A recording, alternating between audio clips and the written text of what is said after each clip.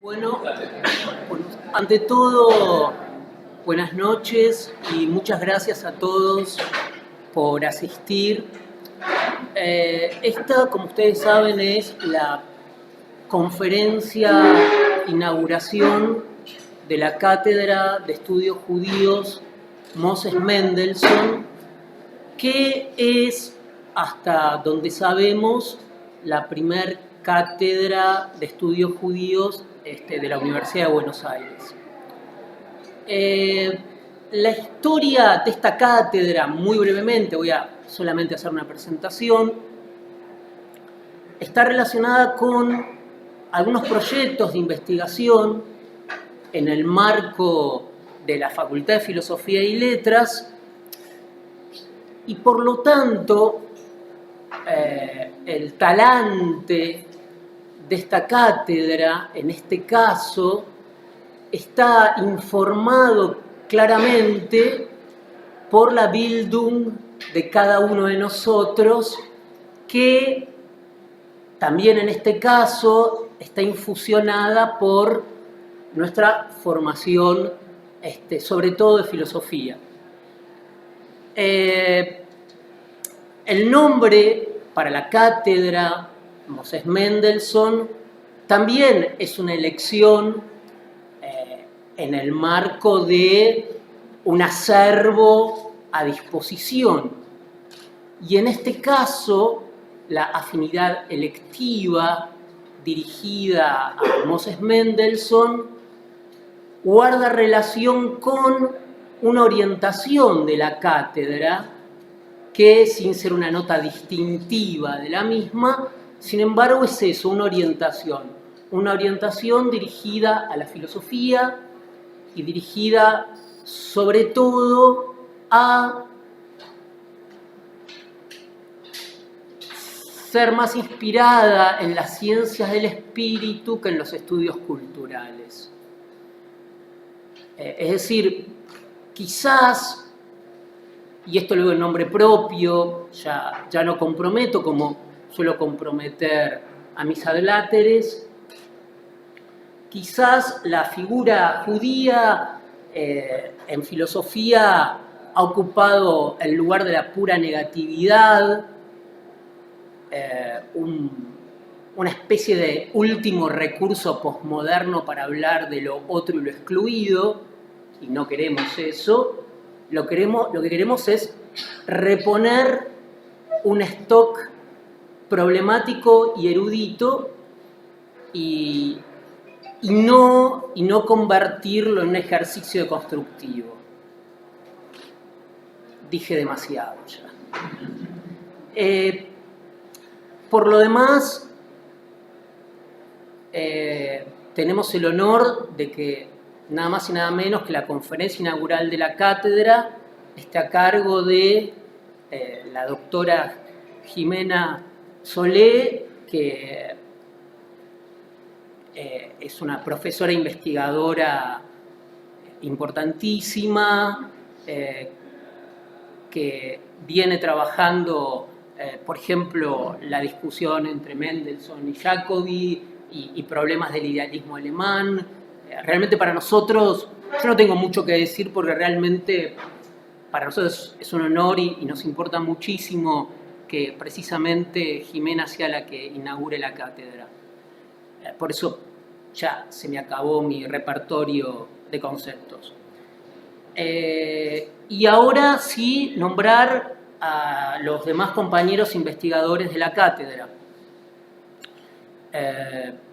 Pablo Ríos, Alejandro Lummerman, Alan Kremenchutsky, me voy un poco más al este, casi llegando a Lituania, Gabriela Dranovsky, Pablo Dreisig, ahí estoy más Mitteleuropa, y Ezequiel Burstein, Matías Butelman, que creo que no vino. Matías, una de las ideas de la cátedra no es solo, bueno, la idea de la cátedra es sobre todo organizar actividades que imbrinquen tareas de investigación con difusión, con acercamiento a la sociedad civil. Esa es la idea de una cátedra libre en principio.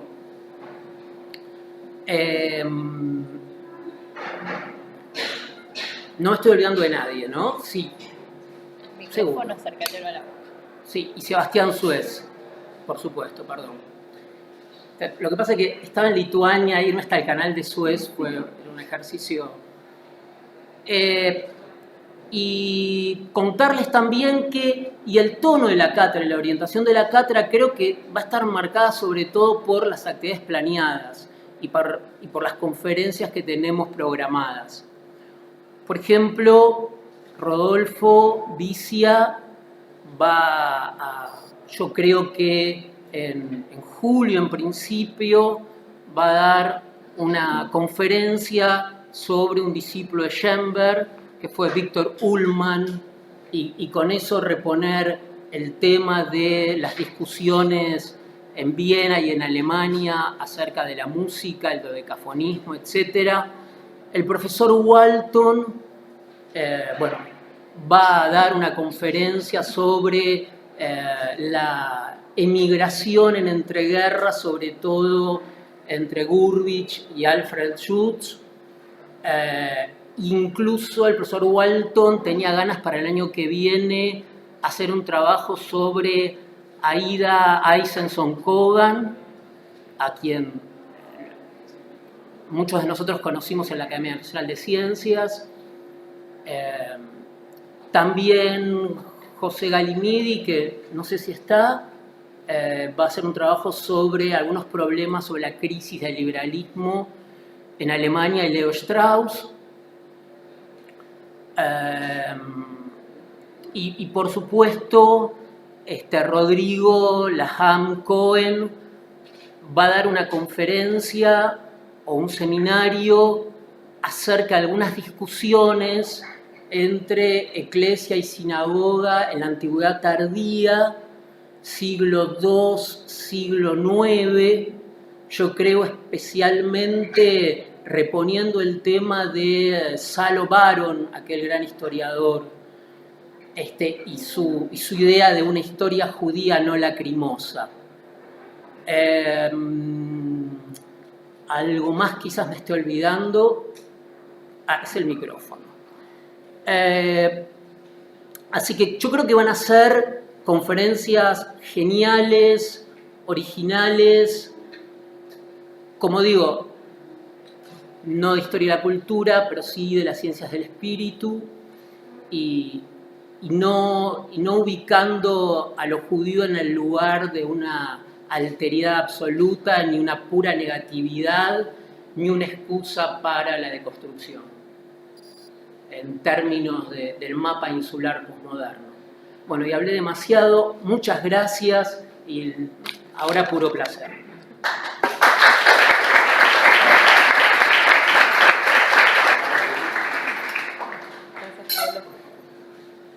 Bueno, yo voy a intentar hablar parada, de pie, así me ven, así también.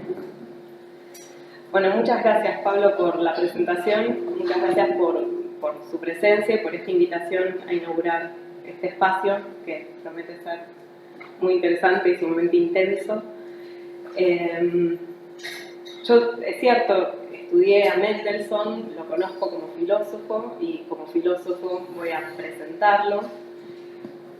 Y también creo que es un muy buen gesto de apertura de una cátedra sobre estudios judíos de haber invitado a una persona que no tiene origen judío, que no tiene ningún vínculo con esa tradición más que el vínculo del estudio, ¿no? De haberme dedicado a estudiar a varias de sus figuras, como a Spinoza, o a Mendelssohn, a Maimon. Vamos a hablar entonces de Mendelssohn y la Ilustración. Y no sé si saben, pero cuando en 1783 la revista mensual de Berlín publicó un artículo con una nota al pie que se preguntaba qué es la Ilustración y se exhortaba a los intelectuales de la época a responder a esta pregunta, el primero que responde no es Kant, sino Mendelssohn. un judío que había alcanzado fama y reconocimiento en el territorio alemán y además en gran parte de Europa, era en ese momento la personalidad más destacada de la Ilustración alemana. No era, en un sentido estricto, un excluido, para nada.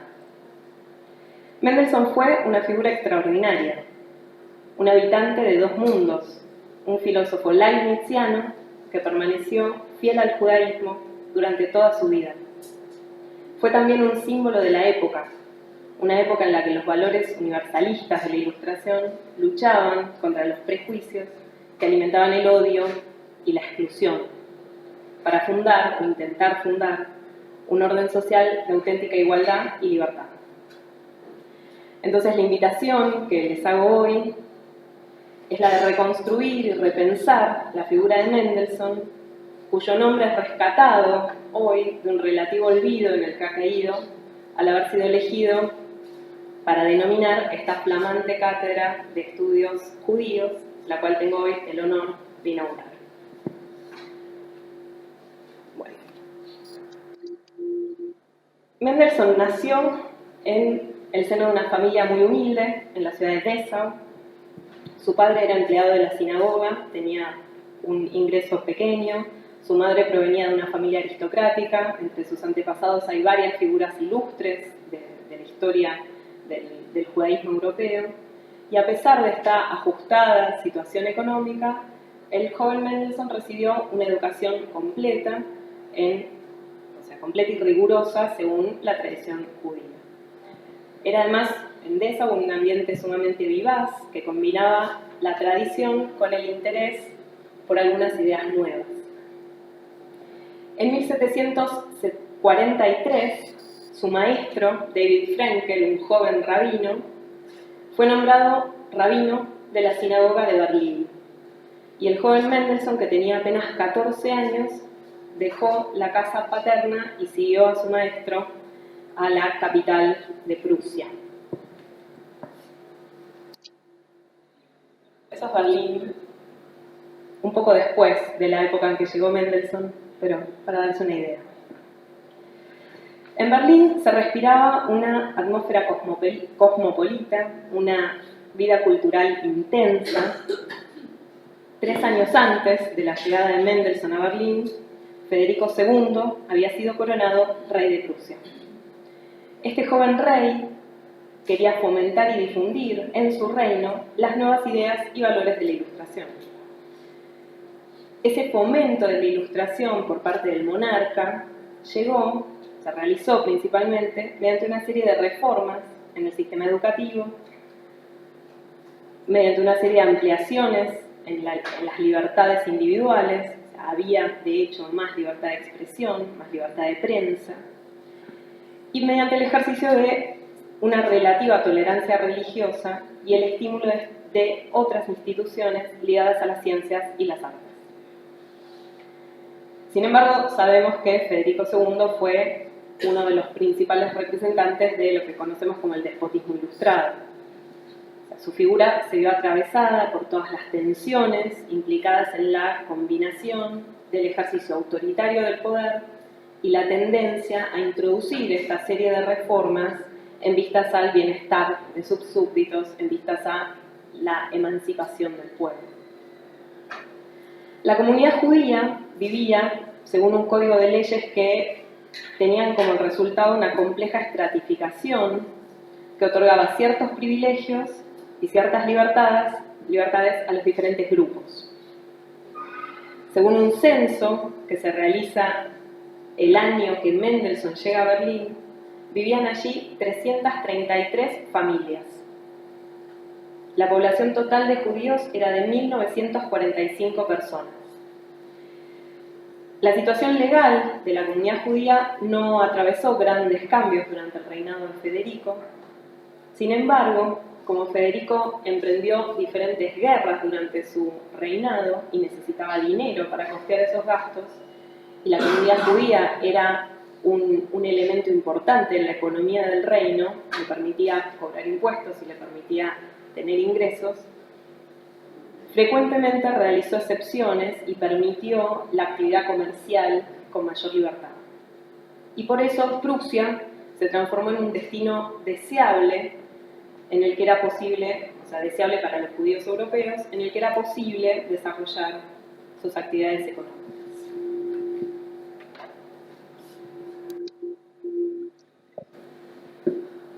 Mendelssohn ingresó a la ciudad sin ningún privilegio ni protección, como invitado de la comunidad judía para continuar con sus estudios con los maestros de la sinagoga. Estas imágenes son de la antigua sinagoga de Berlín, la parte exterior y la parte interior, y allí es donde Mendelssohn estudió. Fue recibido por una familia que le dio hospedaje, le brindó cariño, mucha hospitalidad, y Mendelssohn permaneció siempre muy agradecido a esa primera familia que lo hospedó. Al comienzo se dedicó la mayor parte del tiempo al estudio del Talmud, luego profundizó su conocimiento de Maimónides, conoció también otros pensadores judíos medievales y conoció a otros maestros, académicos de gran renombre y jóvenes intelectuales que tuvieron un impacto inmenso en su formación y que despertaron su curiosidad intelectual por otros temas, por otras materias, por otros autores. Con la ayuda de estas figuras, Mendelssohn estudió matemática, francés, griego y latín. Y pronto se familiarizó con la filosofía de Locke, Leibniz y Wolff. Y de este modo se abrió para el joven Mendelssohn un mundo nuevo, con nuevas ideas y nuevos problemas. En 1750 ingresó a trabajar como pasante en una fábrica de seda y trabajó en esa fábrica durante toda su vida. Ese fue el medio para ganarse la vida. Era muy bueno aparentemente con los números y con la matemática, era muy buen administrador, y Mendelssohn fue ascendiendo hasta ser, al final de su vida, el encargado de la empresa. Ese trabajo comercial implicaba estar en contacto con alemanes, con ciudadanos de Berlín. Pero ese tipo de relaciones comerciales constituían la relación usual entre judíos y cristianos, eran vínculos puramente instrumentales. Eran simplemente vínculos comerciales, en los cuales unos vendían y otros compraban, y no había un verdadero intercambio espiritual. Esto a Mendelssohn no lo satisfacía.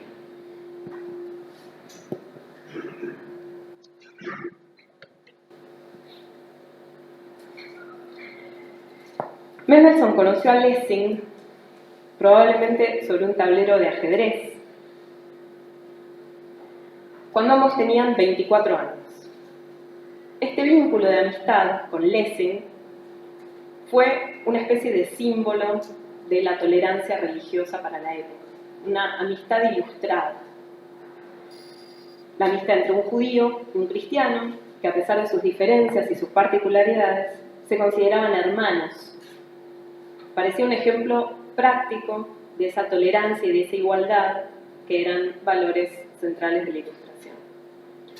Pero además, la relación con Lessing fue fundamental para su carrera, porque este nuevo amigo estuvo involucrado directamente en los primeros proyectos de escritura filosófica de Mendelssohn.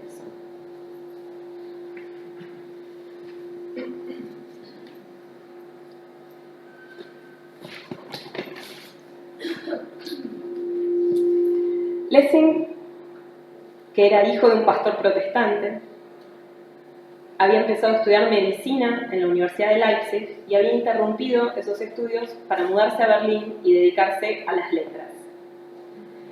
Cuando se conocen, Mendelssohn ya era, con 24 años, un filósofo formado. Conocía a los filósofos de la época, los había leído, los había estudiado. Y la conversación entre ellos debe haber descubierto numerosos intereses en común. De hecho, pocos meses después de este primer encuentro,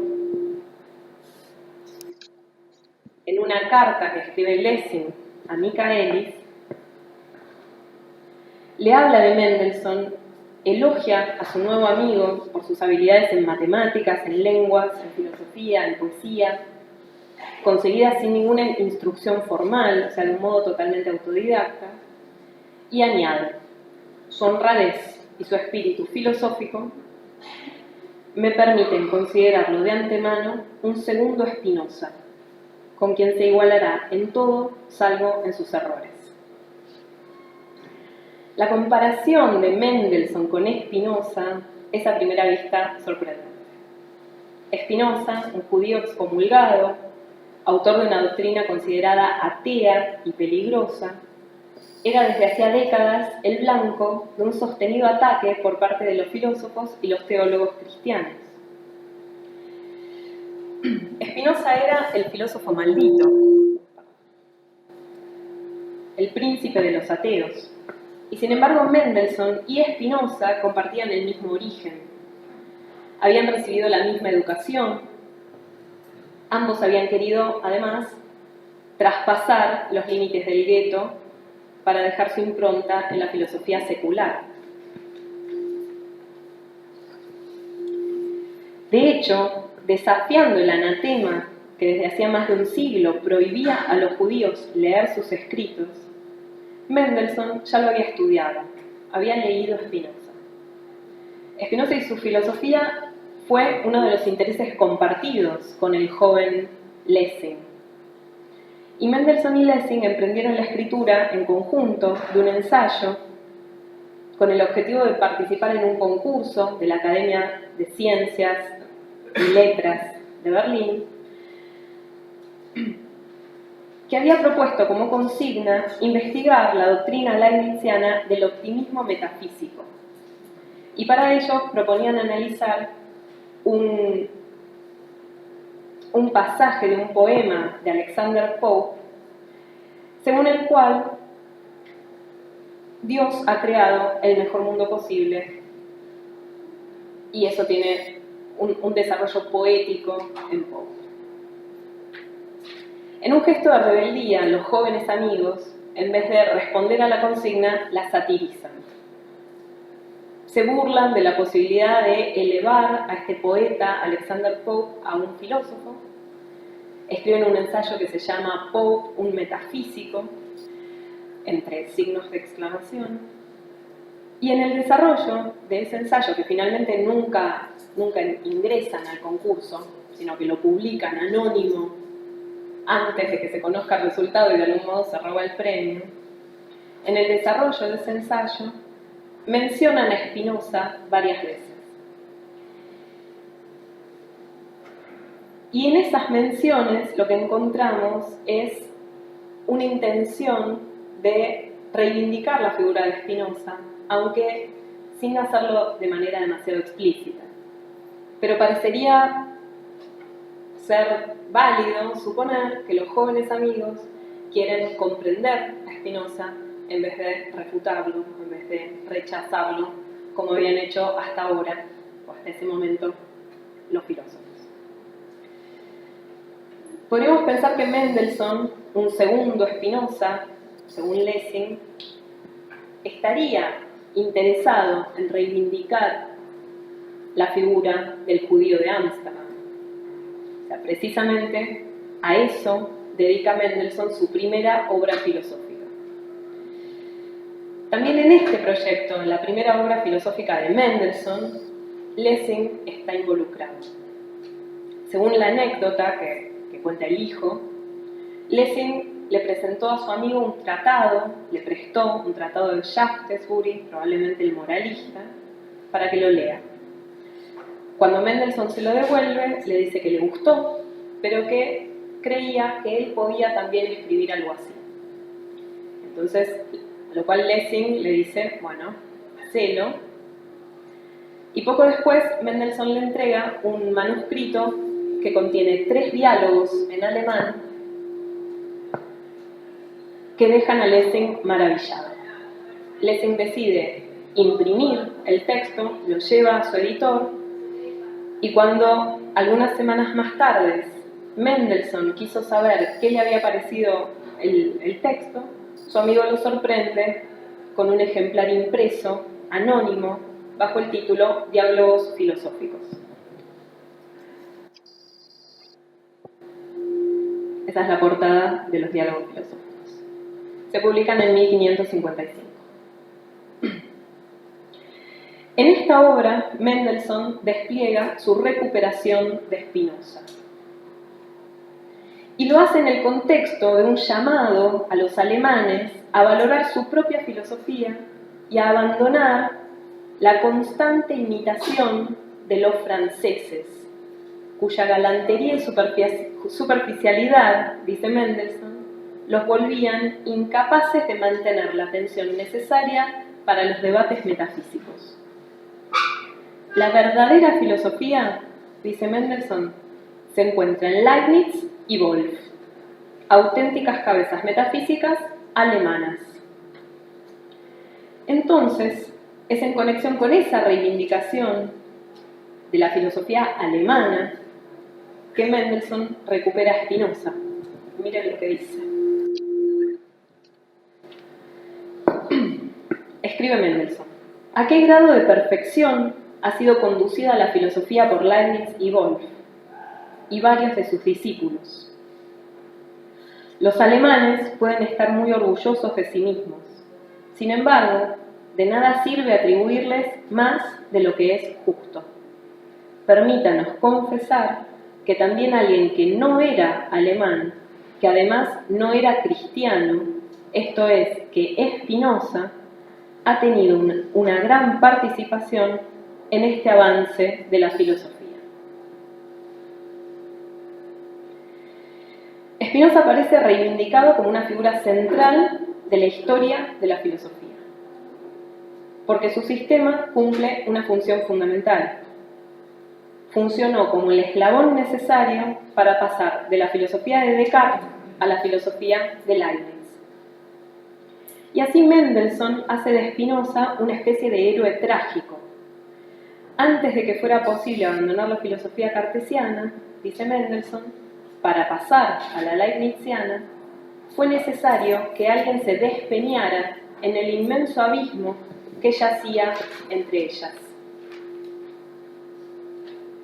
Fue Spinoza quien tuvo que cumplir ese infeliz destino. Tenemos que celebrar entonces y honrar este sacrificio porque sin él, sin Spinoza, la filosofía jamás hubiese podido ampliar sus límites. Sin Spinoza no hubiesen existido ni Leibniz ni Wolff, padres y fundamentos de la Ilustración alemana. Mendelssohn defiende además dos tesis interpretativas que apuntan a recuperar aspectos positivos de la doctrina de Spinoza. O sea, hace una relectura del spinozismo. Y en primer lugar argumenta que Spinoza es el verdadero inventor de la doctrina de la armonía preestablecida. Dice que está en Spinoza antes que en Leibniz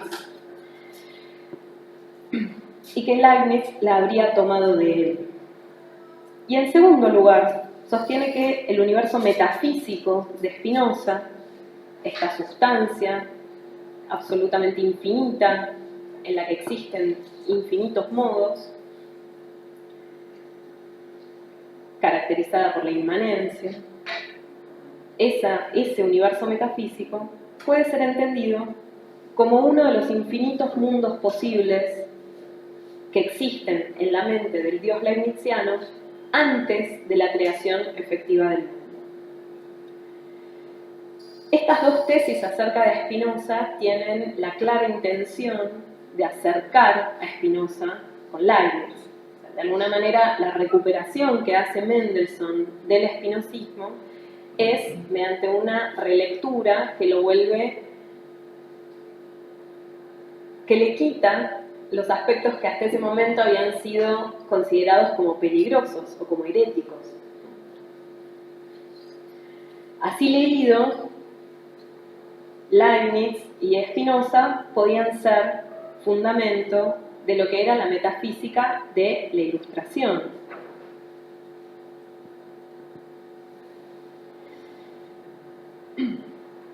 Bueno, el texto tiene un gran impacto por la madurez de las ideas, por la elegancia del estilo. Muchos de sus contemporáneos creyeron que era de Lessing.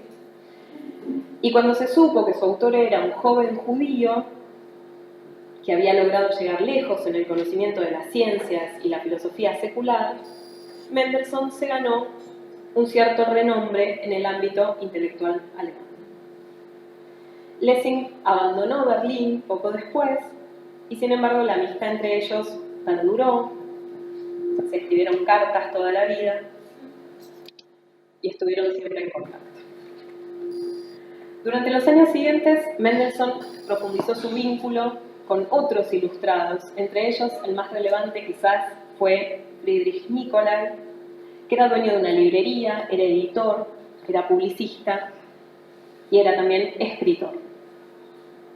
Con Mendelssohn compartía muchas cosas, en principio la formación autodidacta y además también el hecho de que ambos se dedicaban a la actividad comercial. Ambos participaban también de las reuniones de un café intelectual que se había fundado en Berlín, que fue una de las primeras asociaciones de este tipo que existieron en Berlín, que contaba con más o menos 100 miembros y que se juntaban una vez por mes, aparentemente alrededor de una mesa de billar, a escuchar presentaciones y a debatir ideas. Nicolai tuvo una gran influencia en Mendelssohn, lo inclinó durante esos años a la crítica literaria y facilitó la publicación de numerosos artículos y escritos de Mendelssohn en periódicos de la época. Era una época de efervescencia intelectual en Prusia y especialmente en Berlín. Proliferaban los periódicos, las publicaciones, los libros, las revistas especializadas. Se creaban espacios como los clubes, las sociedades, los cafés, en los que se discutían las ideas de la época. Y la Academia Real de Ciencias y Letras, con su concurso anual de ensayos, contribuía en gran medida al fomento de esta actividad intelectual. Fue precisamente gracias a esa institución, la Academia Real de Ciencias y Letras, que Mendelssohn, que nunca abandonó en realidad la preocupación por la filosofía y la metafísica, logró en 1763 su consagración filosófica cuando ganó el primer premio.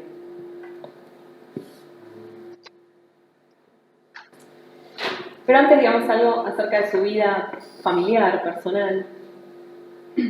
Esta es Fromet Guggenheim, con quien Mendelssohn se casa en 1761. Mendelssohn tenía 31 años.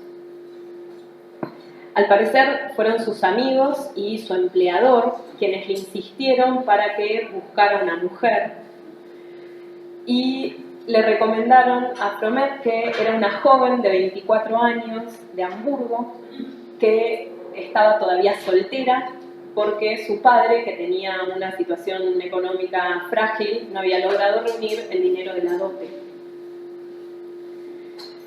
Mendelssohn viajó a Hamburgo para conocerla y desde Hamburgo le escribe una carta a su amigo Lessing contándole que conoció a Fromet y le dice: cometí la imprudencia de enamorarme a los 30 años. Según la anécdota, que no sé bien por qué a mí me gusta mucho, cuando se conocen por primera vez, Fromet ve al filósofo y retrocede un poco espantada, quizás ante la figura entrada en años y no muy apuesta de Mendelssohn. Entonces parece que Mendelssohn se acerca a ella y le cuenta una historia y le dice que el matrimonio entre ellos estaba arreglado desde el cielo y que en ese momento su espíritu solicitó ser él quien llevara la joroba que estaba en realidad destinada a ella. Y apenas escucha esta historia, parece que Fromet lo abraza y se transforma en su mujer, se casan y tuvieron 10 hijos, de los cuales sobrevivieron 6, que para la época es un montón, y aparentemente fueron muy felices toda la vida. Bueno, volvamos al ensayo ganador del premio de la Academia. El tema propuesto en 1763 para el concurso era el problema de si las verdades metafísicas y los primeros principios de la teología natural y de la moral eran susceptibles de la misma evidencia que las verdades matemáticas. Y en caso de no serlo, ¿cuál era la naturaleza de su certeza? La respuesta de Mendelssohn fue afirmar que la matemática y la metafísica comparten un mismo método y comparten también un mismo grado de certeza. Ese método que comparten es el análisis de conceptos, que busca hacer claro y explícito todo lo que en los conceptos se encuentra oscuro e implícito. Mendelssohn compara este procedimiento de análisis con el uso de una lupa, mediante la cual las partes imperceptibles se vuelven bien visibles. Según Mendelssohn, entonces, la evidencia es posible en ambas ciencias, tanto en matemática como en metafísica, y si la metafísica permanece más oscura que las matemáticas, esto es por la naturaleza de sus objetos.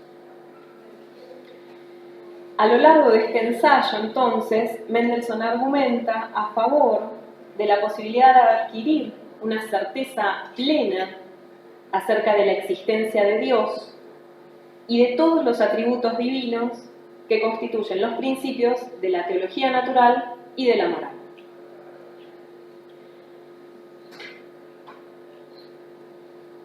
Mendelssohn hacía de esta manera su ingreso triunfal en la escena filosófica alemana como un convencido seguidor del racionalismo leibniziano-wolffiano y como un representante de lo que se conoce como la religión natural, el deísmo, o sea, la posición según la cual Dios y la libertad del alma y la inmortalidad del alma pueden ser demostrados racionalmente y funcionan como el fundamento de una religión o de una moral que es igual para todos en la medida en que todos compartimos esa misma razón. Pero la obra que lo hizo realmente famoso fue Fedón, o acerca de la inmortalidad del alma, en 3 diálogos, que se publica en 1767. El objetivo de esta obra es refutar el ateísmo, y lo hace mediante la exposición de diferentes argumentos que demuestran racionalmente, de nuevo, la inmortalidad del alma. Y Mendelssohn aquí toma como modelo el diálogo de Platón, en el que Sócrates aborda este tema ante sus discípulos en la víspera de su muerte. A lo largo de 3 diálogos, Mendelssohn habla él claramente a través de Sócrates, para demostrar la inmortalidad del alma y fundamentar de ese modo una moral completamente basada en la razón. Nuevamente, Mendelssohn hacía en esta obra gala de su racionalismo de corte Leibniz-Wolffiano. La razón humana es suficiente para conocer todas las verdades universales sin necesidad de ninguna revelación. Tanto la existencia de Dios como la inmortalidad del alma son, para Mendelssohn, verdades eternas, accesibles a cualquier ser humano, sea este cristiano, judío o, como Sócrates, pagano. Este texto tuvo un éxito impresionante. La primera edición se agotó en 4 meses.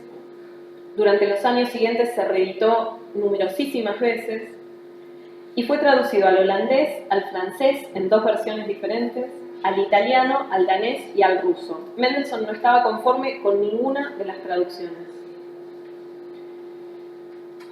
Pero también Mendelssohn, habitante de 2 mundos, deseaba que el texto fuese conocido por el público judío, pero entendía que una traducción del diálogo con Sócrates como personaje no tenía ningún sentido. Entonces redactó una exposición del contenido del libro en forma de tratado, y eso sí, se tradujo al hebreo y se publicó bajo el título Libro sobre el alma. La clave del éxito del libro era claramente su forma. la forma de diálogo permitía a un público muy amplio acceder a temas que hasta ese momento eran exclusivos de los filósofos, exclusivos de la filosofía de la escuela. Y por hablar a través de Sócrates, Mendelssohn se ganó su apodo de el Sócrates alemán. El hecho de que un judío haya podido alcanzar este grado de fama, este grado de renombre, no solo en el ámbito alemán de la filosofía, sino en el ámbito internacional, habla claramente de los logros personales de Mendelssohn. O sea, estamos ante un talento excepcional. Pero también, en cierto sentido, habla del triunfo de la Ilustración, que había conseguido preparar el terreno para esto, ¿no? Este espíritu secular de la época que reconocía la diferencia entre judíos y cristianos, pero aspiraba a neutralizar su efecto en las relaciones humanas. Mendelssohn vivía en un clima de cordial tolerancia, de cordial respeto de la diferencia, podríamos animarnos a decir. Y el éxito de Fedón le había demostrado que podía ser al mismo tiempo un ciudadano de la República de las Letras Alemanas sin necesidad de esconder ni de disimular su fidelidad a la religión de sus ancestros. Sin embargo, existían círculos que se resistían a ese espíritu humanista, universalista, ilustrado, y que no estaban dispuestos a tolerar esta intromisión de un judío en temas que tradicionalmente pertenecían a la tradición cristiana. Algunos tenían la esperanza de que Mendelssohn secretamente se hubiese convertido al cristianismo. Otros creían que, bueno, era un judío, pero en su corazón era un cristiano. Y en 1769, Mendelssohn recibe, por parte de un teólogo, Johann Caspar Lavater, que es este que tenemos aquí. El que está aquí parado es Lessing, y aquí está Fromet, trayéndolo de tomar. Bueno, Lavater le escribe a Mendelssohn, en realidad primero lo visita, eso es lo que muestra este cuadro. Tienen una conversación privada, aparentemente en esta conversación hablan sobre religión. Mendelssohn le cuenta acerca de su concepción del judaísmo y cómo él se piensa a sí mismo como judío y como filósofo. Pero le hace prometer a Lavater que no va a divulgar el contenido de esa conversación. Y un tiempo después, 1769, Lavater le hace llegar a Mendelssohn un libro con una dedicatoria. El libro es una traducción que había hecho él de un texto en francés que probaba la verdad del cristianismo. Eran pruebas a favor del cristianismo, escritos por Bonnet. Lavater lo traduce y le envía un ejemplar a Mendelssohn, y en la dedicatoria le pide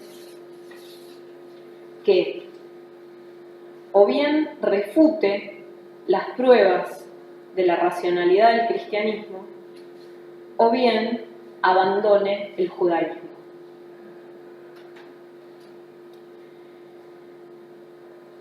Luego de analizar la situación y pensar cuidadosamente, se conservan algunos borradores de las cartas que Mendelssohn le hubiese enviado y no envía. Mendelssohn piensa entonces cuidadosamente cuál es la mejor manera de proceder y le responde en una carta en la que se rehúsa tanto a abandonar el cristianismo como a abandonar el judaísmo, como a demostrar la falsedad del cristianismo. O sea, no entra en la polémica propuesta por Lavater y le explica por qué. Lo primero que sostiene es que sus investigaciones acerca de la racionalidad del judaísmo vienen de larga data y que él está totalmente convencido de que el judaísmo es verdadero. Y si bien reconoce que al igual que en todas las religiones existen también en el judaísmo algunos elementos introducidos por manos humanas, ciertos abusos, dice que acerca del núcleo fundamental del judaísmo se encuentra completamente convencido. La carta se dedica entonces a explicar sus motivos para no entrar en una polémica religiosa, y Mendelssohn esgrime motivos de tres clases: religiosos, filosóficos y motivos ligados a su condición civil. En primer lugar, en cuanto a sus motivos religiosos, Mendelssohn explica que el judaísmo no exige a nadie que haya nacido fuera de la ley judía que viva según ella, que su religión no manda convertir a nadie y que por lo tanto la controversia sobre religión no sirve de ningún propósito.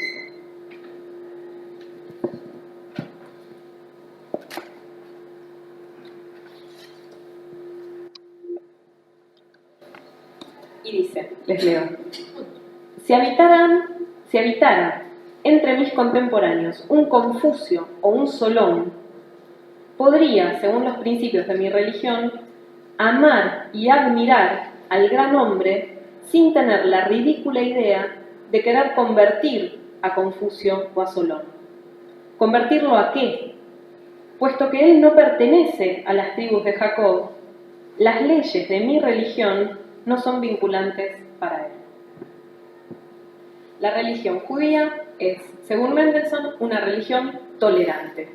Puede amar a los individuos por su sabiduría, admirar a los hombres y en ningún momento querer modificar sus creencias religiosas.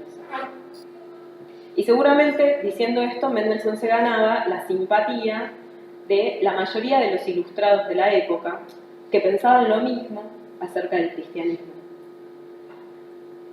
Pero además, sigue la cita,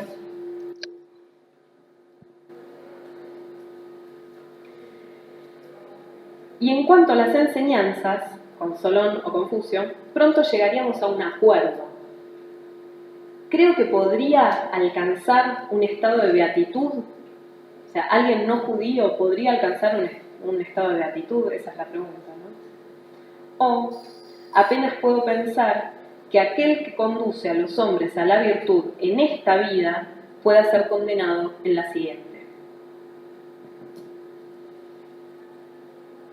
En toda esta cita resuenan las campanas de la Ilustración, o sea, resuena la idea de que hay en las religiones un núcleo de verdad que es luego adornado por determinadas ceremonias o por determinadas dogmas que son accesorios, pero que no hacen a la verdad de esa religión. Y que por lo tanto la idea de convertir a una persona a otra religión equivale a afirmar que solo la propia religión es la verdadera y a negar la posibilidad de que las otras religiones también tengan ese núcleo de verdades que Mendelssohn le está reconociendo no solo al judaísmo y al cristianismo, sino también al paganismo o al confucianismo. Mendelssohn dice, tiene muchos amigos cristianos y de otras religiones, y nos amamos y nos respetamos mutuamente, a pesar de que sabemos que tenemos opiniones muy diferentes en cuanto a nuestras religiones. Pasa entonces a los motivos filosóficos.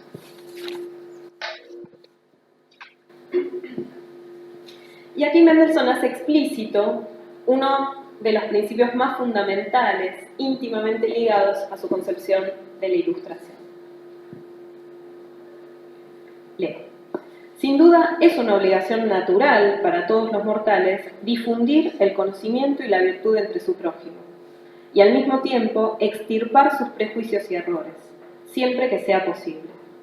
En este sentido, algunos creen que es la responsabilidad de tales mortales refutar públicamente las creencias religiosas que consideran erróneas.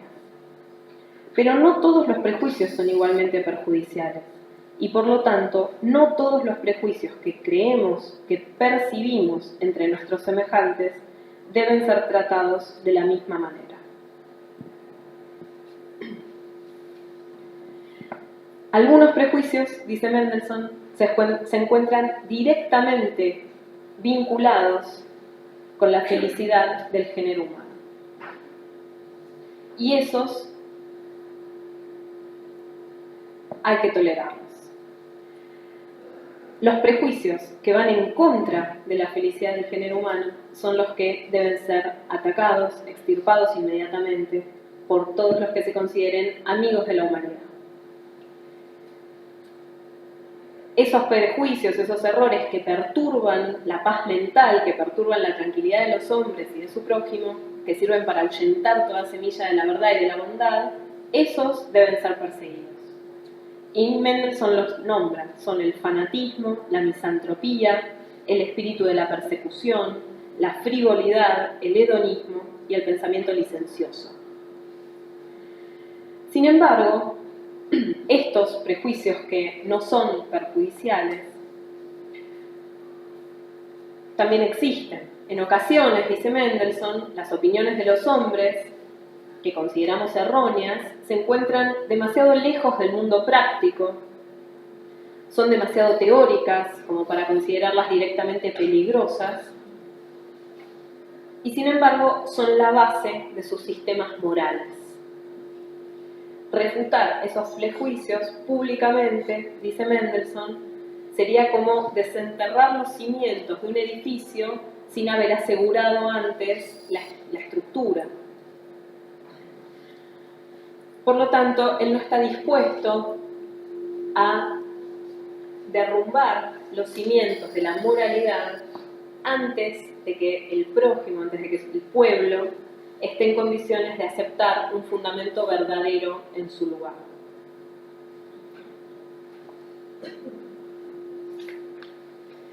Y en cuanto a los motivos de su situación civil, aquí Mendelssohn aprovecha para denunciar la situación en la que vive la comunidad judía. Dice: pertenezco a un pueblo oprimido, que debe confiar en la buena voluntad de la nación dominante y suplicar su protección y socorro, el cual no siempre recibe y jamás sin ciertas restricciones. A las libertades concedidas a cada hijo de hombre, mis correligionarios renuncian alegremente, con tal de ser tolerados y protegidos.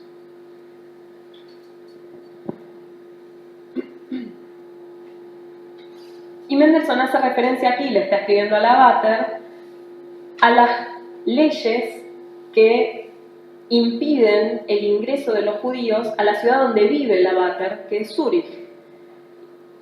Entonces se pregunta, bueno, en Zúrich no me permitirían ni siquiera ir a visitar a mi amigo. Y en cambio en mi ciudad, en Berlín, nos permiten residir y nos permiten desarrollar nuestras actividades. Por eso continúa. Cuán agradecidos deberían estar mis correligionarios a la nación dominante que los incluye en el amor universal de la humanidad y les permite sin obstáculos orar al Todopoderoso según las formas de sus padres. En el estado donde vivo gozan de un grado de libertad sumamente respetable. ¿Deberían entonces no ser reacios a criticar la religión de la mayoría dominante? Es decir, a caer sobre sus protectores en el costado que debe ser el más sensible para los hombres virtuosos. Mendelssohn no tenía ningún motivo entonces para intentar refutar el cristianismo. No tenía motivos religiosos porque el judaísmo no pide convertir a nadie, no tenía motivos filosóficos porque considera que el cristianismo sirve para fundamentar una moral, al menos hasta que esas personas conozcan los principios racionales sobre los cuales la moral se fundamenta, y no tenía tampoco motivos civiles para hacerlo, más bien tenía motivos civiles para no hacerlo, ¿no? Para no atacar la religión oficial de una nación dominante que nos permitía desarrollar sus vidas en una situación soportable. La controversia entre Mendelssohn y Lavater continúa, el tono se vuelve un poco más duro. La gran mayoría de los ilustrados de Berlín se posiciona del lado de Mendelssohn. Lavater se disculpa finalmente por algunas afirmaciones maliciosas y Mendelssohn se queda con el triunfo moral. Aunque, como señalan sus biógrafos, este episodio tiene un efecto sumamente desgastante en su salud. Bueno, en este momento, cuando comienza la década de 1770, Mendelssohn ha alcanzado su madurez intelectual. Ha alcanzado además el reconocimiento de sus pares. De hecho, al año siguiente, en 1771, los miembros de la Academia de Letras y Ciencias de Berlín proponen a Mendelssohn para ocupar un cargo de miembro ordinario. Su vida familiar era feliz, sus vínculos de amistad eran firmes, eran sinceros, era además apreciado y admirado dentro de la comunidad judía. Y su lugar central en el movimiento de ilustrado era reconocido por todos. Había salido airoso de la polémica con Lavater, que había puesto en duda la posibilidad de ser judío y ser filósofo a la vez. Y aunque su salud lo obligaba a no hacer esfuerzos demasiado sostenidos, Mendelssohn continuó trabajando. Durante los años siguientes se consolidó como líder del movimiento que se conoce como Ilustración de Berlín. Y fue precisamente por eso, por ser el líder de la Ilustración de Berlín y no por ser un judío, que Mendelssohn se transformó a comienzos de la década de 1780 en el blanco de los ataques de otro polemista de la época. De hecho, los últimos años de su vida transcurrieron dedicados a la defensa de la ilustración en polémicas con Jacobi. Y en medio de todo esto se coló el problema de interpretar a Spinoza y de defender la memoria de su amigo Lessing. Esto, a lo que me refiero, es lo que se conoce como la polémica del espinosismo.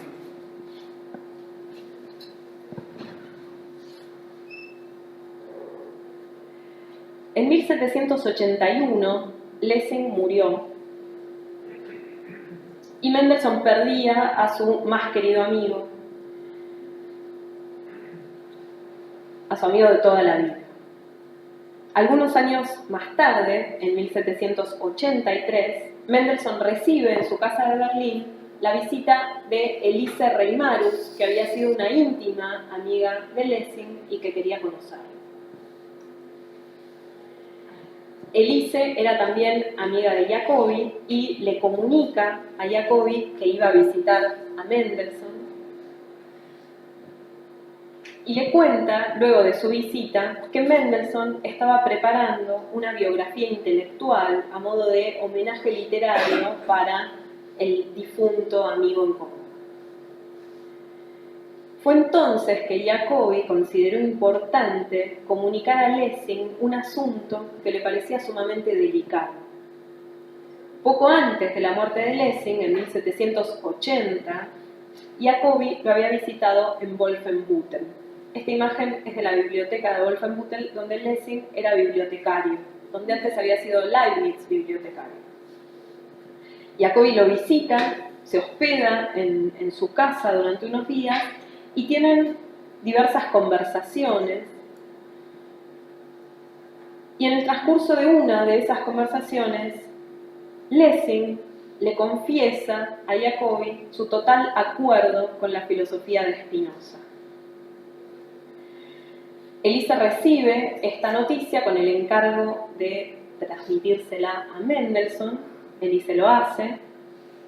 Y Mendelssohn pide más detalles. Quiere saber exactamente qué dijo Lessing y quiere saber exactamente en qué circunstancias Lessing dijo soy un espinosista o qué palabras salieron de su boca. Jacobi entonces redacta una epístola extensa en la que reconstruye el diálogo con Lessing y según su relato fue luego de darle a leer una oda de Goethe, Prometeo, sumamente provocativa, que Lessing se la devolvió y le dijo que le gustaba, que le había agradado y que estaba de acuerdo con el punto de vista del poema. Los conceptos de la divinidad ya no son para mí, dijo Lessing, no puedo gozar de ellos, Gen, Kai, Pan es todo lo que sé. Este lema, Gen, Kai, Pan, uno y todo, servía en la época como una divisa del panteísmo, por lo tanto también como una especie de lema espinosista. Jacobi se sorprende al escuchar que Lessing dice esto y le pregunta si entonces está de acuerdo con Spinoza. Y según su relato, Lessing le dice no hay otra filosofía que la filosofía de Spinoza y le recomienda hacerse su amigo. Que Lessing efectivamente haya sido un espinosista era para la mayoría de los intelectuales alemanes de finales del siglo XVIII un total escándalo. Spinoza, que era sinónimo de ateísmo y de fatalismo, había sido combatido durante todo ese siglo, había sido denunciado como un pensador peligroso porque su doctrina metafísica negaba al Dios de la ortodoxia cristiana y su pensamiento político ponía en peligro al orden religioso y social. Afirmar que Lessing, una de las figuras centrales de la Ilustración, había sido un espinosista, había abrazado el ateísmo y el fatalismo, no solo era un ataque directo contra su memoria, contra la reputación de este gran hombre ilustrado, sino que también, y esta era la verdadera intención de Jacobi, era un ataque contra toda la Ilustración.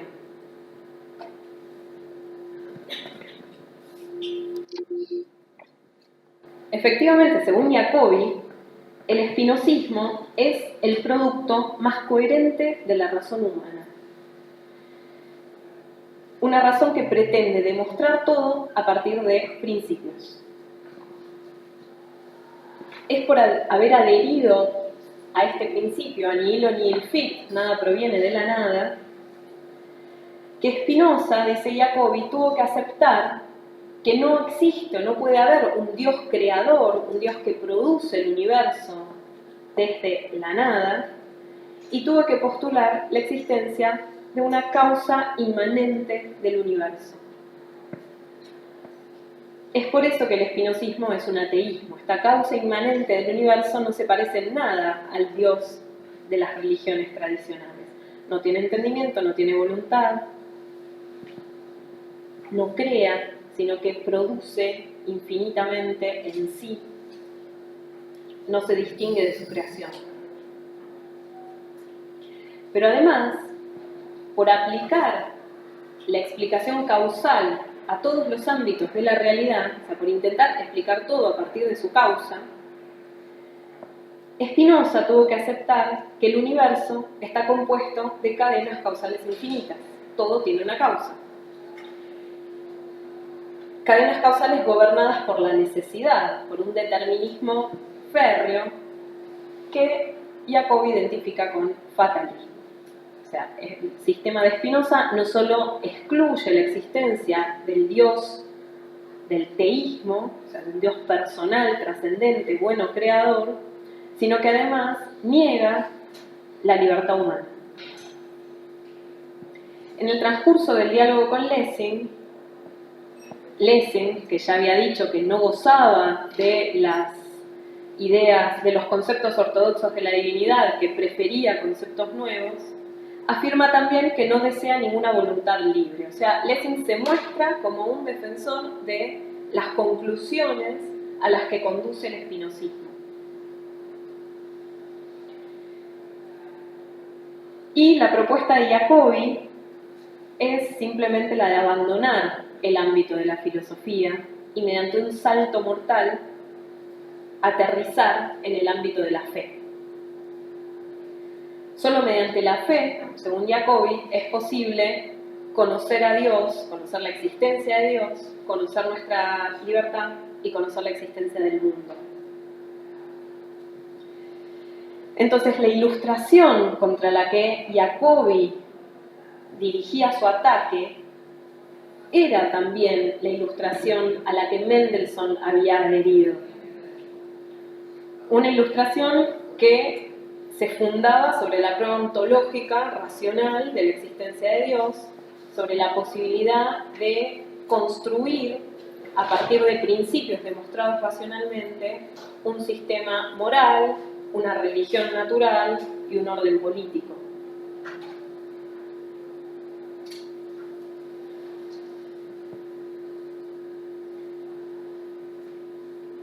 Todo esto es lo que Mendelssohn había desarrollado tanto en el ensayo sobre la evidencia de las ciencias metafísicas como en su libro Fedón y también en otra de sus obras principales que aparece ese mismo año, que es Jerusalén. Según la posición de Mendelssohn en Jerusalén, el fin del Estado es el bienestar de los ciudadanos, el cual no implica únicamente su supervivencia terrenal, sino también su perfeccionamiento espiritual, o sea, la felicidad de los hombres. Y para ello, para fomentar esa felicidad, el Estado tiene que favorecer el desarrollo de la religión natural. Porque la religión natural establece racionalmente los fundamentos de la felicidad humana y entonces garantiza que el fin del Estado se cumple.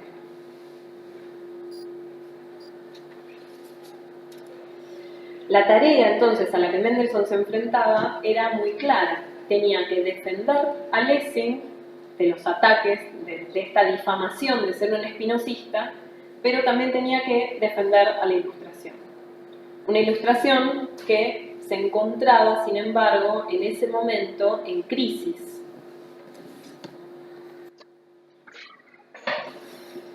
Que el proyecto ilustrado se encontraba en crisis era innegable. Existían muchas voces disidentes al interior de la Ilustración misma. Kant era uno de los principales. Y síntoma de esta crisis era el hecho de que se plantea a finales de ese mismo año, en 1783, la pregunta: ¿qué es ilustración?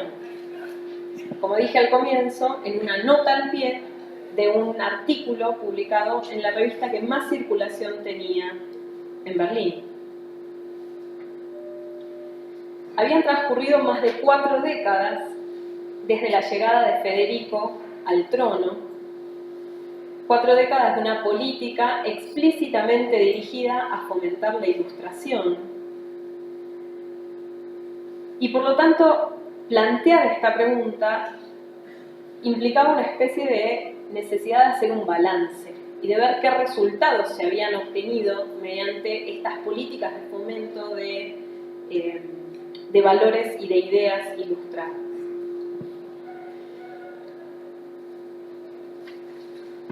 Como se sabe, Kant responde, Mendelssohn también.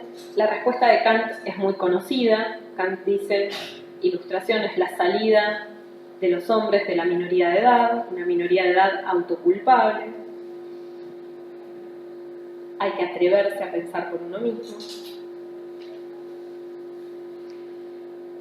Y Mendelssohn da una respuesta muy diferente. Mendelssohn presenta el término ilustración como un término nuevo en el lenguaje que todavía no tiene un significado fijo y lo vincula con otros 2 términos, el término de formación, que en alemán es Bildung, y cultura, Kultur.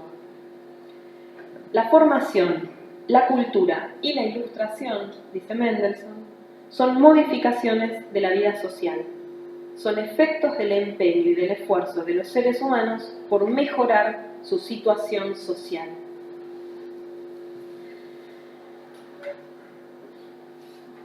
Según Mendelssohn, la formación se desdobla en cultura e ilustración.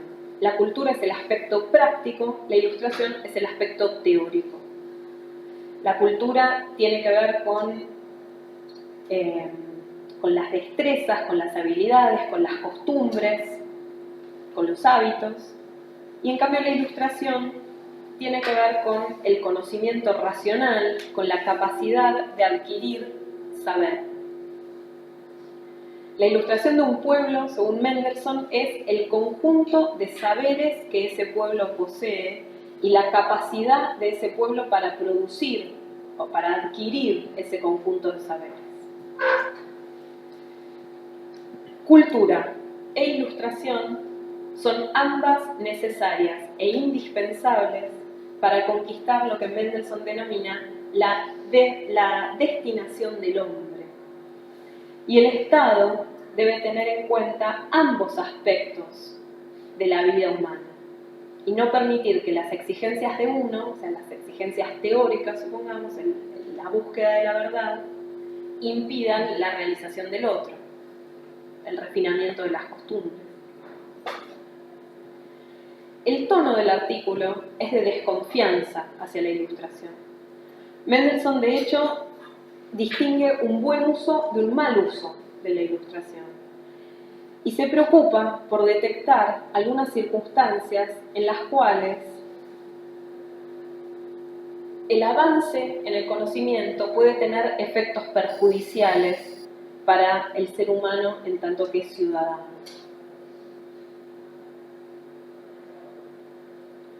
Y aquí vuelve a aparecer eso que había aparecido en la carta a Lavater, la idea de que hay ciertos prejuicios que deben ser tolerados. El filósofo ilustrado no puede arremeter contra el prejuicio, no puede querer imponer la verdad de una manera absoluta, sin tener en cuenta qué función social, qué función moral cumplen los prejuicios que está destruyendo. Volvamos entonces al intercambio con Jacobi. Jacobi escribe, redacta su diálogo con Lessing, se lo envía a Mendelssohn, Mendelssohn lo recibe, lo lee y escribe una respuesta que se llama Consideraciones acerca de el escrito de Jacobi, y allí plantea objeciones al relato. Su principal argumento consiste en decir que Lessing estaba bromeando, que de ninguna manera Lessing podía estar diciendo algo serio, que quien conocía a Lessing y sabía de su carácter amante de las paradojas y amante de defender causas perdidas, podía entender esa afirmación como un despliegue de este espíritu chistoso. Pero además, en esas consideraciones, Mendelssohn expresa con firmeza, nuevamente, su postura racionalista y su concepción del judaísmo como una religión compatible con la investigación racional.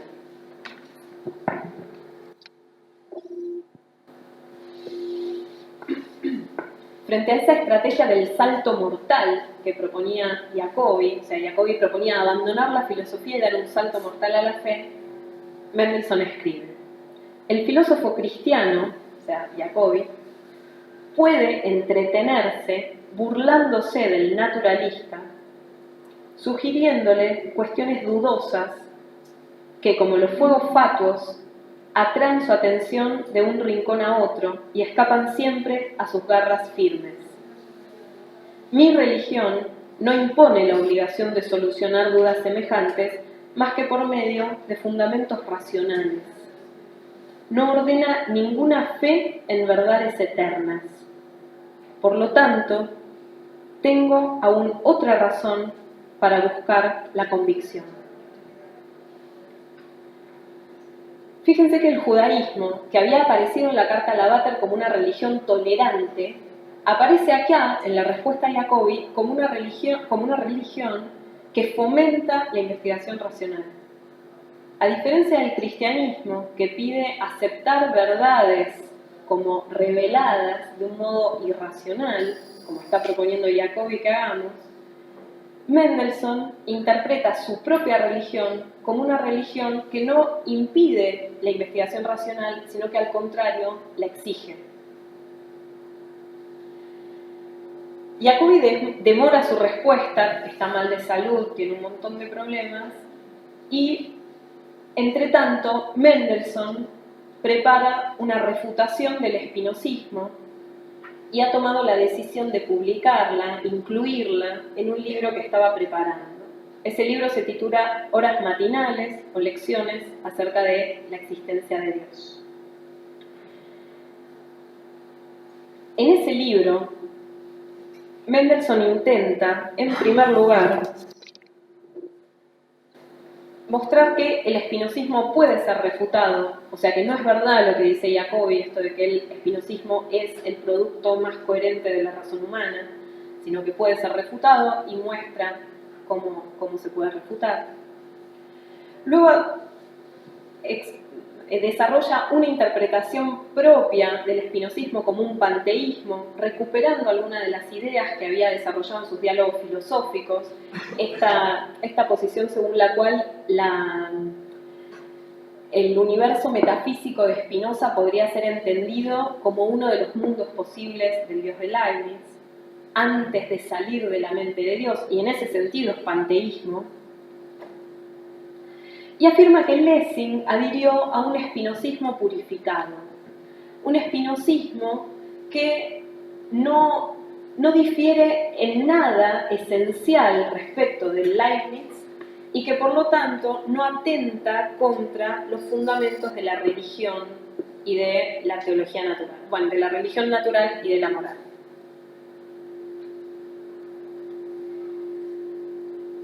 Pero no solo había que defender a Lessing, también había que defender a la Ilustración. Lo que Mendelssohn tenía que mostrar entonces era que la razón, con su pretensión de demostrarlo todo, no conducía a los resultados inaceptables que Jacobi decía que conducía, o sea, no conducía ni al ateísmo ni al fatalismo. Y aquí Mendelssohn está dispuesto a reconocer que la especulación filosófica abstracta, abstrusa, difícil, puede conducir a veces a conclusiones insostenibles.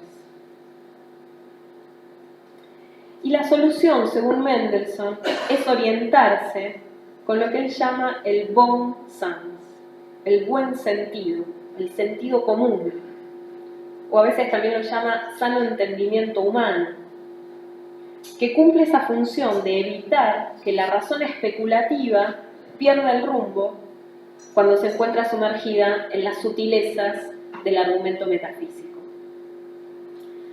Entonces, cuando la especulación parece conducir demasiado lejos, el sentido común debe orientarla.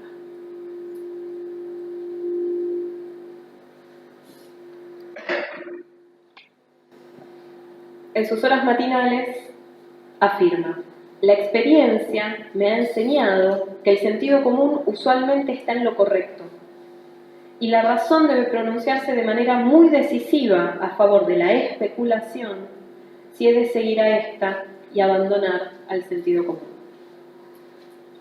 De este modo, Mendelssohn excluye la posibilidad de un conflicto entre la razón y los principios de la moral y la religión.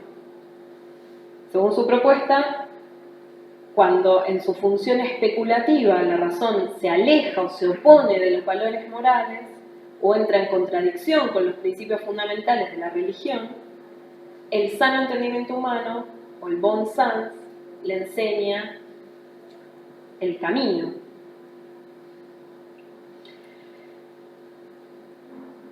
Mendelssohn creyó que con esto sería suficiente y espera ansioso la aparición del libro, para que ponga fin al asunto.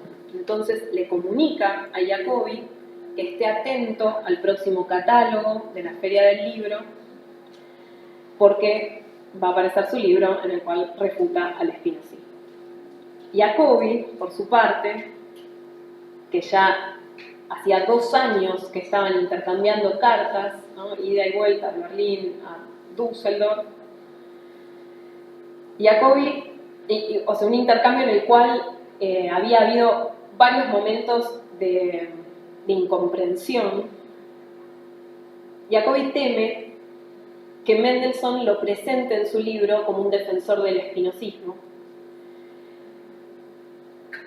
Y entonces se decide a ir él también a la imprenta, recopila las cartas y las da a publicar. Cuando salen de la imprenta las horas matinales de Mendelssohn, a principios de octubre de 1785, Mendelssohn arma un paquete y se lo envía a Jacobi por correo. Pero a los pocos días recibe él una encomienda de Düsseldorf que contenía ya editado, ya impreso, el volumen titulado Cartas sobre la doctrina de Spinoza al señor Mendelssohn. Los libros aparecen simultáneamente y esto genera un escándalo en la época. El libro de Jacobi también llega a Elise, esta amiga en común que había permitido el intercambio entre ellos, y Elise le escribe inmediatamente una carta a Mendelssohn en la que le dice: la sola visión del título hizo hervir mi sangre. Estaba indignada de que fuesen expuestas públicamente estas cartas en las que se hablaba de un modo tan sincero y tan abierto, sobre todo de las convicciones religiosas de Lessing, que estaba muerto y que encima había dicho que era un espinosista. Sentían que la confianza de Lessing estaba siendo traicionada, que la confianza de Mendelssohn y de Elise y de todo el mundo estaba siendo traicionada. Pero el escándalo que generan estos libros hace que el espinosismo de Lessing y la cuestión de la interpretación correcta de Spinoza y el problema de los límites de la ilustración, los límites de la razón y hacia dónde conduce la razón que especula, se transformaran en el centro de un debate sumamente complejo que involucró a todas las personas, a todos los filósofos prominentes de la época. Tuvo además un impacto muy profundo. Mendelssohn intentó buscar ayuda, le escribe una carta a Kant, le pide que intervenga, Kant no interviene. Pero Mendelssohn no puede dejar la situación como está, decide escribir una respuesta, redacta un texto a toda velocidad en el cual explica la situación y en el cual presenta diferentes argumentos en cuanto a Jacobi. Lo titula A los amigos de Lessing y con este libro espera poner fin a la controversia. Tan pronto como concluye el manuscrito, Mendelssohn quiere llevarlo en persona a su editor, absorto en su pensamiento, apresurado por concluir el asunto. Mendelssohn sale de su casa y olvida su abrigo. Era invierno, era diciembre en Berlín, hacía mucho frío, y cuando regresa a su casa cae enfermo y a los 4 días se muere. El escrito a los amigos de Lessing sale póstumo. Bueno, Mendelssohn se muere y es una tragedia para todos, ¿no? En el escrito a los amigos de Lessing, que aparece póstumo, su amigo Engel escribe: cuán grande ha sido la pérdida de un Mendelssohn para la erudición, la filosofía y la literatura alemana. Lo saben todos aquellos para quienes estos asuntos tienen alguna importancia.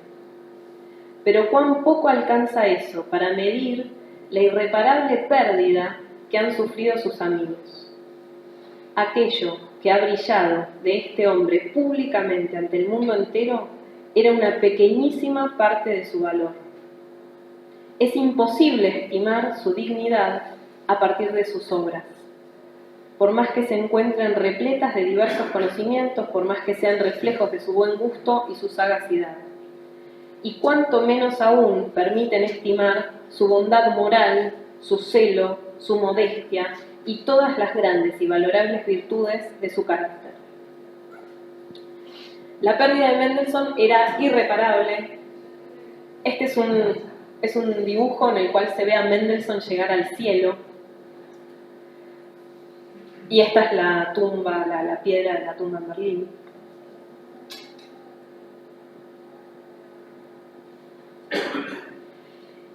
Y en la continuación de este prólogo, Engel afirma que la causa inmediata de la muerte de Mendelssohn fue precisamente la misma que originó este escrito, el escrito a los amigos de Lessing.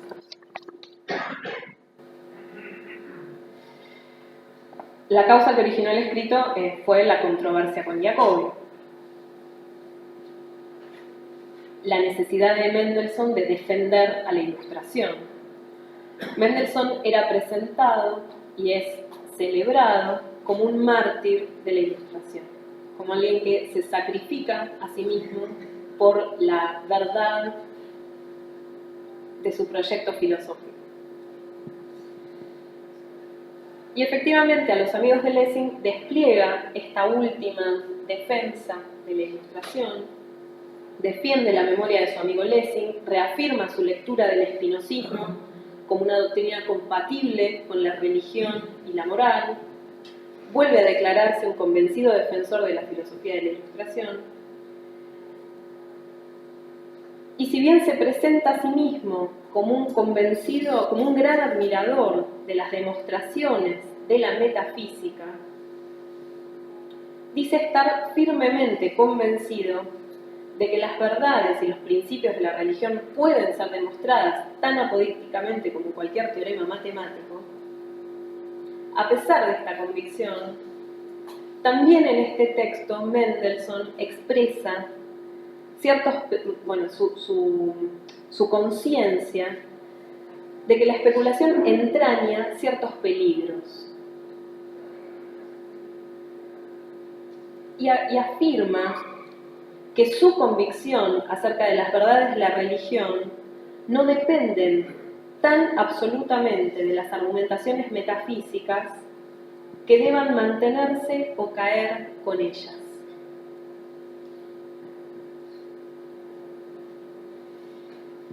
En efecto, el sano entendimiento humano, esta facultad que de la cual Mendelssohn ya había hablado en la polémica con Jacobi, un entendimiento que no ha sido corrompido por los engaños y la sofistería, dice Mendelssohn, accede a la verdad, aprehende la verdad de un modo directo. Y es a partir de esta reflexión que Mendelssohn dice que no importa el grado de ilustración que tenga una persona, o sea, no importa la cantidad de saber que haya acumulado durante su vida, sea cual sea ese grado alcanzado, posee suficiente capacidad, suficiente oportunidad y suficiente fuerza para convencerse de las verdades de la religión natural. Y da como ejemplo el argumento de un groenlandés que una bella mañana camina sobre un glaciar con un misionero cristiano que ve brillar la aurora entre las montañas y que le dice: contempla, hermano, el sol naciente, qué bello debe ser el que ha realizado esto. Ese argumento que conduce a la certeza de la existencia de Dios, Mendelssohn lo toma para sí y afirma que todo el mundo es capaz de este tipo de certeza. Y dice Mendelssohn, esta es la última cita. esta conclusión natural, infantil incluso, posee para mí la evidencia de un principio y un axioma de la geometría, y el poder victorioso de una demostración irrefutable. Esa experiencia ante la aurora, ante la salida del sol en un glaciar, que un hombre bruto, sin ninguna educación, toma como evidencia cierta de la existencia de un Dios bueno. Para Mendelssohn es una conclusión tan cierta y tan evidente como una demostración irrefutable. Bueno, llegamos aquí al final de esta recorrida. La propuesta era repensar a Mendelssohn, ¿no? Y quizás, en primer lugar, esta posibilidad de repensarlo como una figura, un habitante de dos mundos, un filósofo racionalista, que además es un filósofo judío, nos permite ver en él, y es lo que dicen muchos de sus biógrafos, una persona revolucionaria. O sea, Mendelssohn, su vida, sus actos y su obra es revolucionario, porque lo que Mendelssohn logra es fusionar esa herencia judía con la filosofía de la época y borrar de alguna manera esa frontera entre ambas culturas, construir un horizonte intelectual amplio en el cual es posible para él vislumbrar otra clase de ciudadanía. La construcción de vínculos espirituales en los que las particularidades puedan convivir sin necesidad de anularse, sino enriqueciéndose, potenciándose mutuamente. La cultura de la Ilustración, que enarbolaba esos valores de igualdad, de libertad, de tolerancia, parecía brindar un marco apropiado para un proyecto como este. Pero de alguna manera es también Mendelssohn quien impulsa ese proyecto, ¿no? con su existencia, con sus obras, con su vida.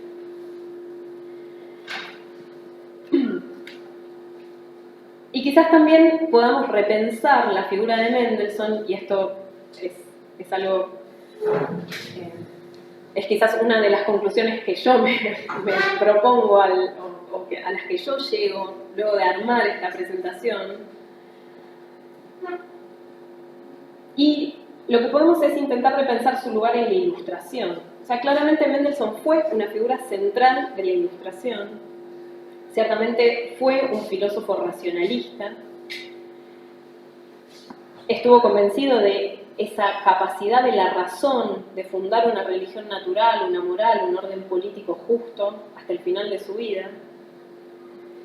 Y sin embargo, vemos tanto en su artículo sobre la Ilustración como en su respuesta a Jacobi la disposición de Mendelssohn de pensar tanto los peligros a los que puede conducir el puro conocimiento racional como los peligros a los que puede conducir el ataque irreflexivo de prejuicios.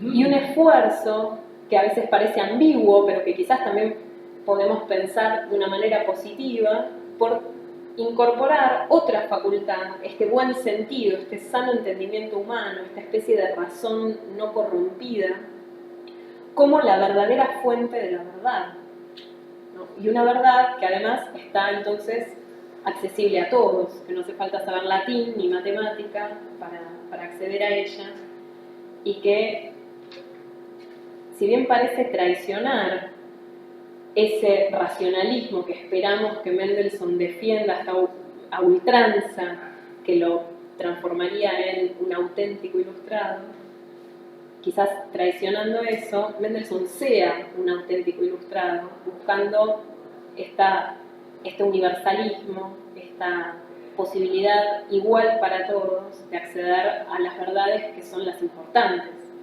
o sea, las que fundamentan la religión natural, la moral, la política. en ese sentido me parece que repensar a Mendelssohn hoy nos enfrenta a un pensador netamente político. La preocupación de Mendelssohn es el orden social, la construcción de una nación, la construcción de una ciudadanía, y en todas sus obras ese es el hilo problemático que